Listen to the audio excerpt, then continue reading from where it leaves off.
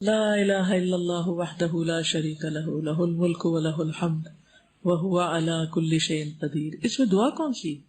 اس میں تو اللہ کی تعریف، اللہ کی توحید کا بیان ہے. دعا کہاں ہے؟ اسے دعا کہا جا رہا ہے. وہو علی کل شیء قدیر، کہ اللہ ہر چیز پہ قادر ہے.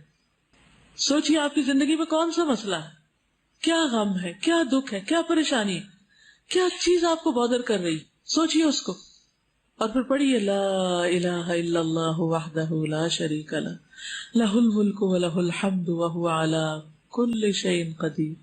جب کل شیء قدیر کہیں گے تو کیا کہیں گے؟ اللہ میں قادر نہیں ہوں یہ کام کرنے پر، میرے ہاتھ میں نہیں ہے، نہ اپنی جان، نہ اپنا نفس، نہ اپنے خیالات، اور نہ اپنا یہ سست جسم، اور نہ ہی اپنی اولاد، اور نہ ہی لوگ. میں کسی چیز کے مالک نہیں ہوں. لہ الملک ولہ الحمد، ہر چیز کا مالک تو ہے، ہر چیز تیرے اختیار میں ہے. ان سب چیزوں کو تو اپنی اطاعت میں قبول کر لے اور ان سب کو اپنی راہ دکھا. ہم ہر وقت لوگوں سے توقع رکھتے ہیں، لوگوں کو مسئلے بتاتے ہیں، مجھے یہ پریشانی ہے، مجھے یہ پریشانی. ہم نے کتنی بار اللہ کو پریشانی بتائی؟ ہم لوگوں کو فون کرتے ہیں، لوگوں کو میسج بھیجتے ہیں، اپنی پریشانیوں کے دکھ سناتے ہیں. وہ سنتے ہیں یا نہیں سنتے، پڑھتے ہیں یا نہیں پڑھتے، پڑھتے ہیں اور جواب دیتے ہیں یا نہیں دیتے، اور پھر بھی انہیں کو سنائے چلے جاتے ہیں. تو ایسے تمام اوقات میں ہمیں کیا کرنا چاہیے؟ چھوڑ کے لوگوں کو اللہ کی طرف متوجہ ہونا چاہیے. اور یاد رکھیے، جب تک اللہ کی طرف متوجہ نہیں ہوگے مسائل حل نہیں ہو سکتے. کئی سال لگ گئے نا، حل نہیں ہوئے، آئندہ بھی نہیں ہوگے جب تک اللہ کو نہیں پکاریں گے.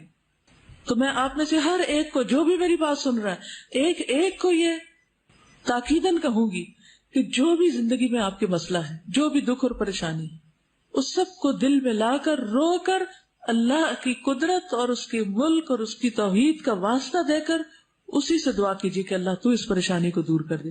پھر آپ دیکھیں مسئلے کتنی جلدی حل ہوتے ہیں. بندے کسی چیز پہ قادر نہیں ہیں، جو قادر ہے اس کو پکاریے.